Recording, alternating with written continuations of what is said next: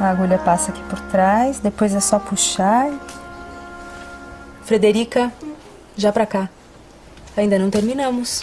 Mas minha mãe, o senhor meu pai está conversando com alguém. Quem sabe tratando do meu casamento? Você tem 10 anos. Não precisa pensar em casamento pelos próximos 2 anos. E não se preocupe. Quando a hora chegar, o senhor teu pai saberá escolher o cavalheiro certo para te desposar.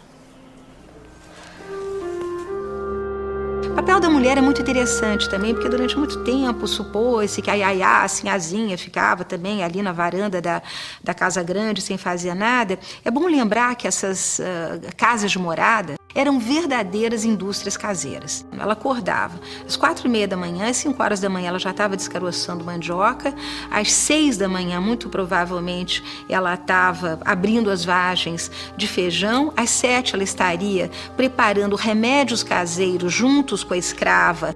Havia uma espécie de farmácia, né, em cada uma dessas casas de morada. Enfim, o dia a dia de cada uma dessas senhoras era absolutamente preenchido por atividades que eram compartilhadas pelas escravas e que geravam laços de afinidade, laços de solidariedade entre essas mulheres.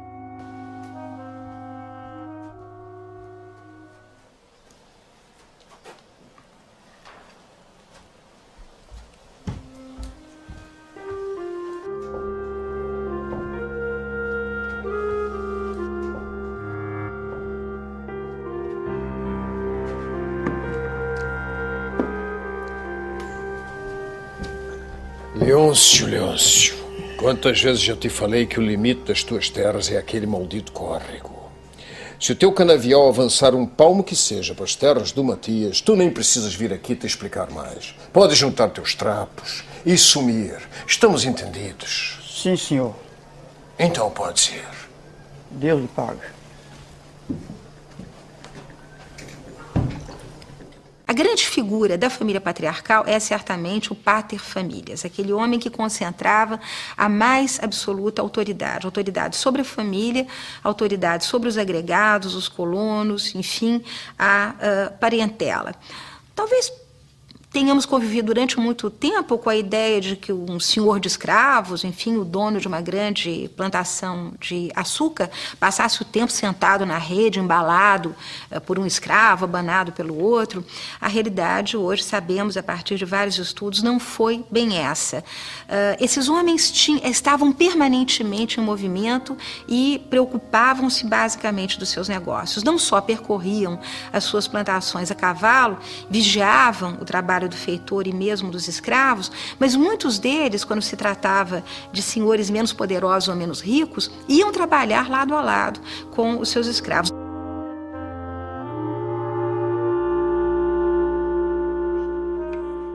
que quero de ti? És uma selvagem maravilhosa. És incrível. Isso, foi o padre que chegou aí? Louvado seja Nosso Senhor. Podemos finalmente começar a moenda? Infelizmente não, senhor. Quem está a lhe procurar é o senhor Lopes Magalhães. Manda o homem entrar. Entre, por favor.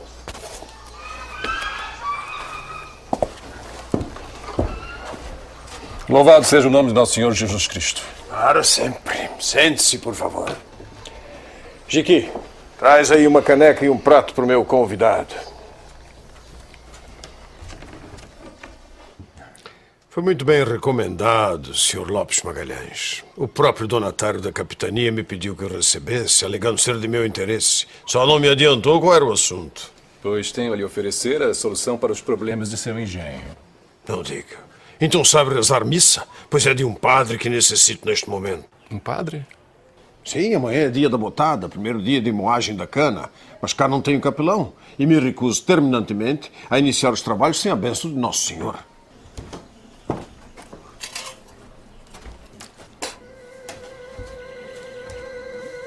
Que mal pergunto, o que houve com seu capelão? Foi trucidado pelos gentios, escravos aqui do próprio engenho. Mas vamos, sirva-se a carne de paca, a melhor caça destas bandas. E a mandioca também está excelente. 2 dos produtos básicos da alimentação popular brasileira são indígenas, o milho e a mandioca. O milho foi domesticado na América, a mandioca também, na Amazônia. Outras plantas domesticadas pelos índios se tornaram parte integrante da dieta brasileira e, na verdade, mundial, como o amendoim, o tomate, que não é brasileiro, mas é mexicano, a batata, que não é brasileira, mas é peruana e colombiana.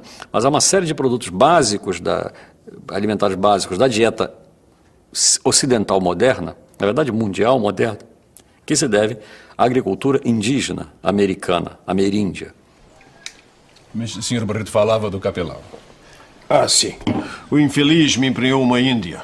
Não foi o primeiro homem de Deus a deitar-se com uma selvagem e certamente não será o último. Mas esse foi além. Deitou-se com outras. E pior, fez intriga. Falou mal de uma para outra. O resultado é que, uma certa noite, 3 negros aqui da terra invadiram o quarto dele e, ó, foi-se o capelão. Agora, o pior prejuízo foi meu, não é?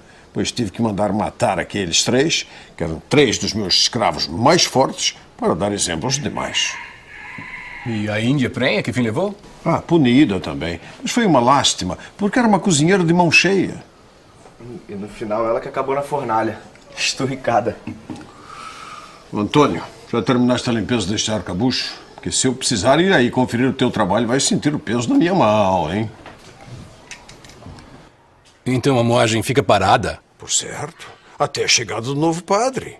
Já mandei buscar um lá na Sé. Esses religiosos, eles disputam verdadeiras bufetadas. Uma posição em qualquer engenho. Afinal, tem casa, comida e o dobro do salário. Sem falar nas belas escravas.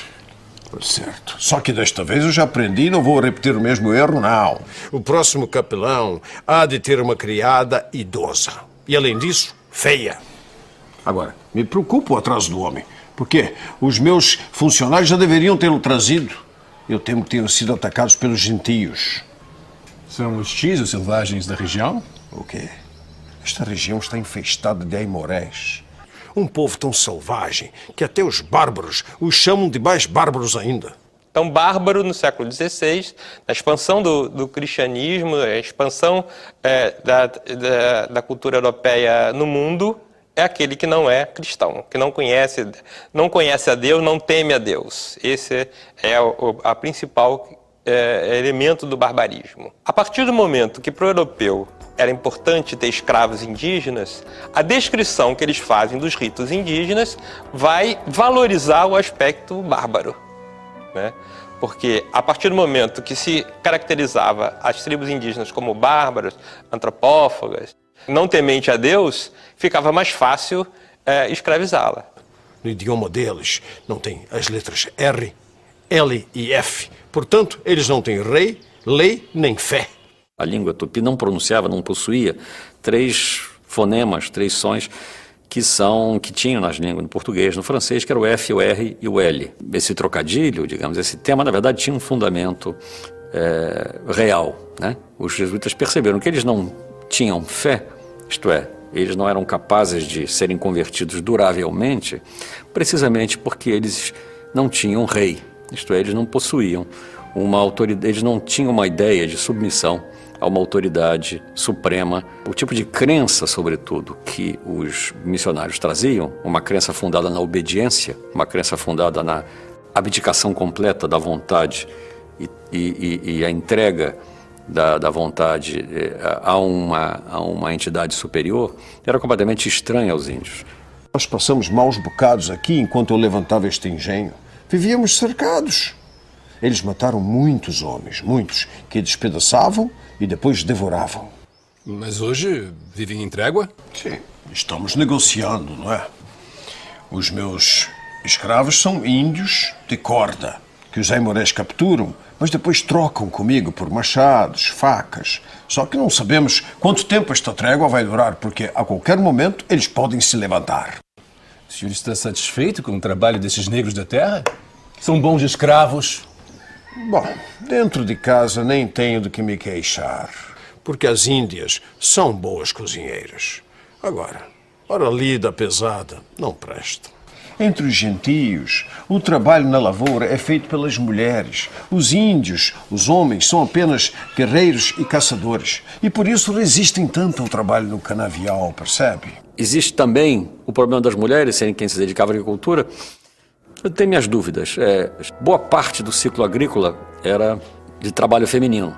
Mas os homens faziam várias coisas. Eram os homens que derrubavam a mata, que derrubavam as árvores. Lembremos que derrubar a árvore com um machado de pedra não é mole. Eram os homens que tocavam fogo, faziam a queimada, a derrubada e a queimada. E a divisão do trabalho não era tão rígida assim. É verdade que o trabalho agrícola era principalmente feminino.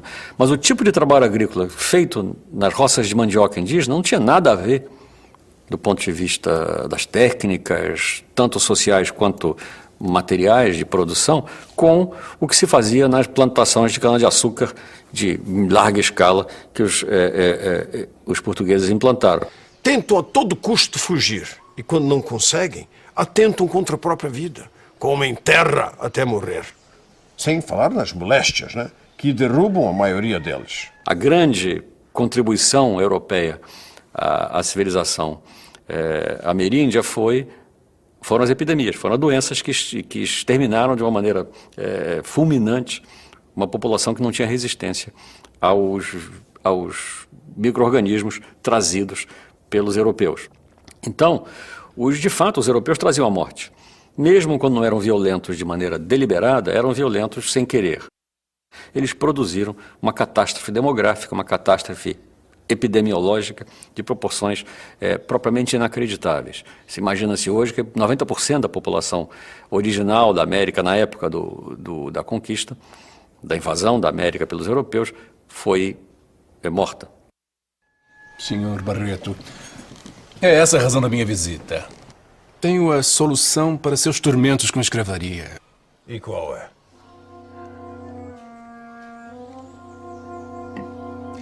Negros da Guiné. Já tive a oportunidade de ver alguns lá no engenho do Conde. E, francamente, Sr. Lopes Magalhães, me causaram péssima impressão. Garanto que fazem melhores escravos do que os negros da terra. Pode ser, mas ainda assim a ideia não me agrada nem um pouco. Mas as vantagens são muitas. O senhor não terá que se preocupar com fugas, por exemplo. Afinal, os negros da Guiné estarão tão longe de casa que não terão para onde ir. Isso lá é verdade. Olha aqui. Mais um pio. Um pio só da tua boca. E vou te dar uma surra que nunca esquecerás. Queres experimentar? Que bom. Ele não vai mais nos incomodar. A vantagem do escravo africano é que ele podia ser mantido com mais facilidade na escravidão. O índio está no seu território. Você, para manter uma pessoa em escravidão, você precisa tirá-la de seu ambiente natural. É preciso que ela morra civilmente. É preciso que ela deixe de pertencer a um grupo. É preciso isolá-la. E é preciso mandá-la para longe. Para um país, para uma região onde se fale uma outra língua, com outros costumes, com outras tradições, com outra paisagem, com outra maneira de viver, de tal modo que ela tenha que reaprender a vida e seja dependente do seu senhor. O que aconteceu em grande parte com a escravidão ameríndia é que você, com raras exceções, isto ocorreu, é claro, mas foi exceção, você não tirou o índio escravizado do Rio Grande do Sul e o levou para trabalhar no Pará, e pegou o índio escravizado no Pará e o levou para trabalhar no Rio Grande do Sul. Você, em geral, conservou o índio como escravizado, mais ou menos próximo da região onde ele sempre viveu. E ele era senhor desta região, fugia com rapidez e tinha todos os elementos de sobrevivência mais trabalhados, mais conhecidos do que o dos seus senhores brancos. Ao passo que o africano não. E era trazido para o Brasil, onde tudo era diferente para ele, onde tudo era estranho, onde ele tinha de reaprender a falar, reaprender a comer, reaprender a comportar-se, reaprender a viver. Ele tinha de se renovar inteiramente. Ele tinha de nascer de novo. Ele tinha morrido como Jalofo, como Moci, como Grunche, como Andongo, e tinha de renascer como escravo. Mas agora, e o custo do transporte desta gente, Sr. Lopes Magalhães? Porque os naturais da terra eu busco aqui no mato mesmo. Até quando? Os jesuítas estão a pressionar a coroa. Querem preservar o gentil para convertê-lo à fé católica. por certo, né? Conquistar para o senhor almas de animais. Animais não, pior que animais. Porque animais não comem seus semelhantes. Ah, mas a coroa já limitou o aprisionamento de índios. Só podem ser capturados em guerra justa. Guerra declarada ou aprovada pelo governo geral. Que coroa? Esta coroa que não faz ideia de quanto custa a doçura do açúcar para quem o produz como nós.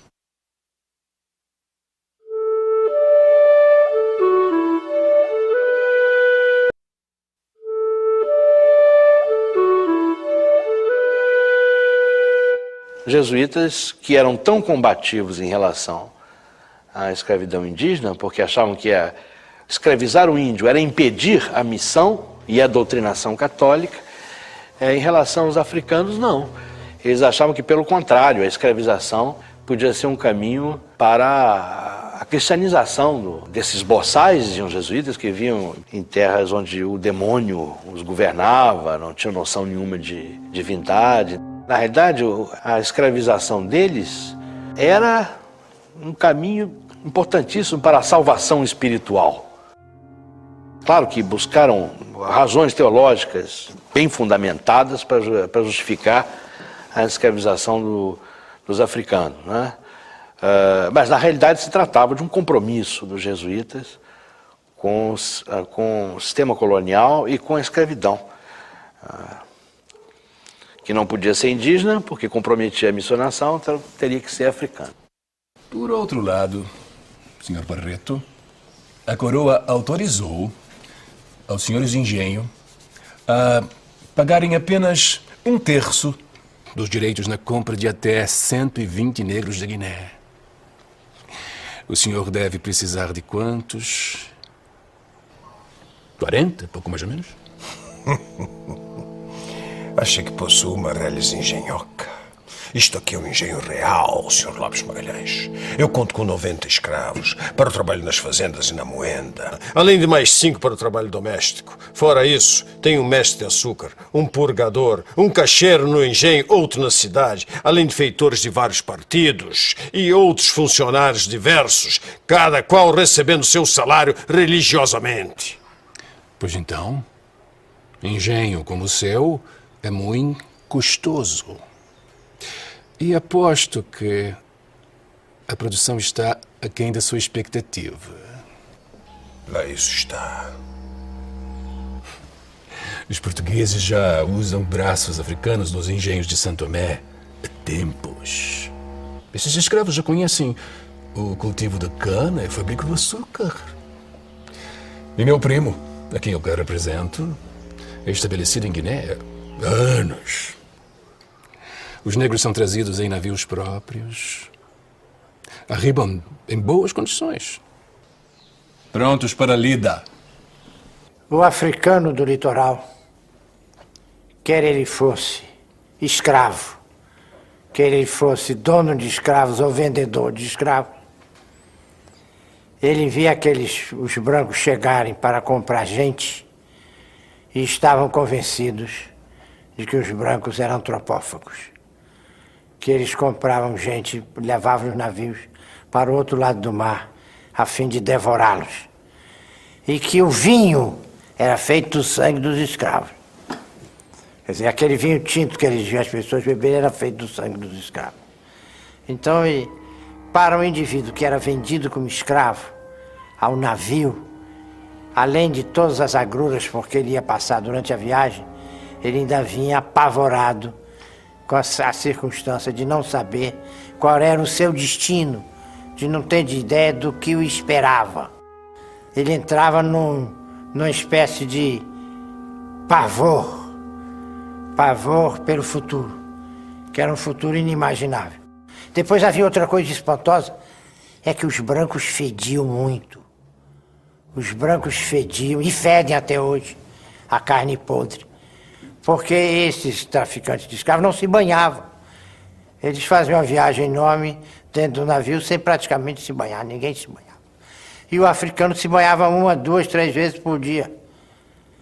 Então, para ele, aquele mau cheiro de carne podre, era também um indicativo de que ele estava caminhando junto com os amigos da morte. Bom, pode ser. Só que antes de tomar qualquer decisão, eu precisaria ver a mercadoria. Ah, sem problemas. Trouxe algumas peças justamente para a sua apreciação. Ah, sim?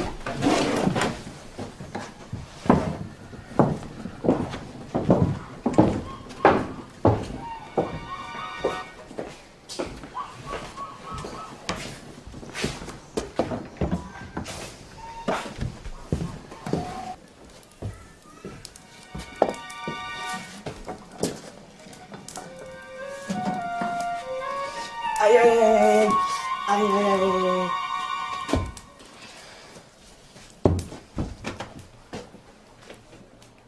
A ideia dentro da historiografia brasileira é de que, quando se faz a transição da escravidão indígena para a escravidão africana na economia açucareira, os índios acabaram.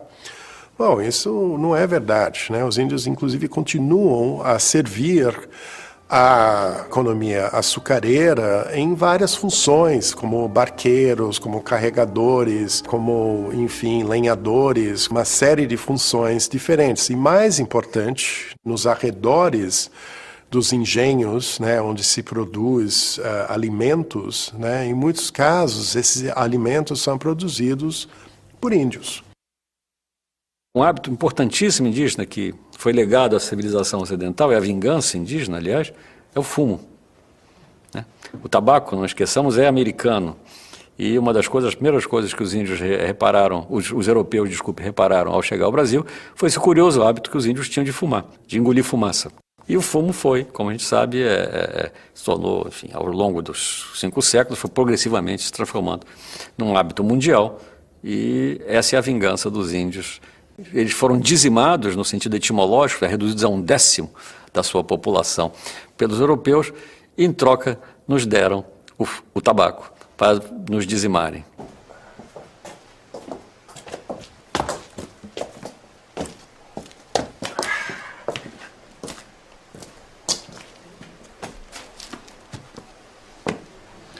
Entre 15 e 25 anos, vale 22 mil réis.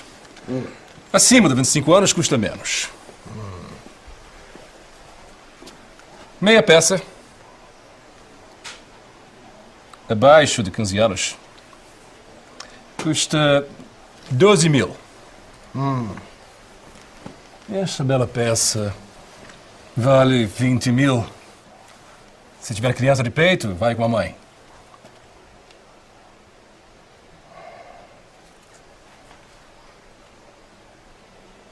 Então, Sr. Barreto, fechamos o negócio?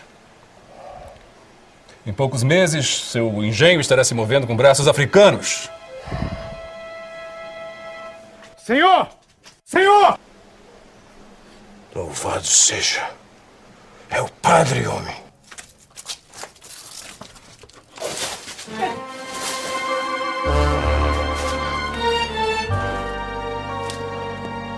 Por Deus Nosso Senhor, mas que desgraça!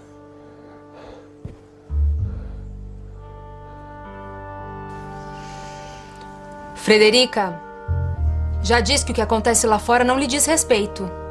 Uma dama só sai de casa em 3 ocasiões: quando é batizada, quando casa e quando morre.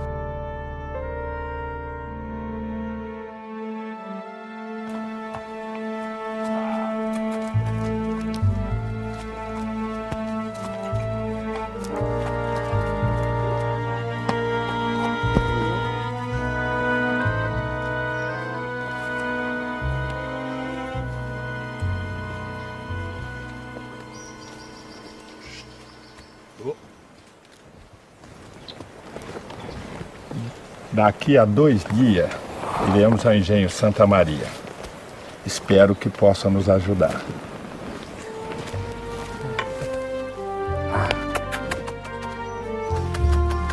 Ah.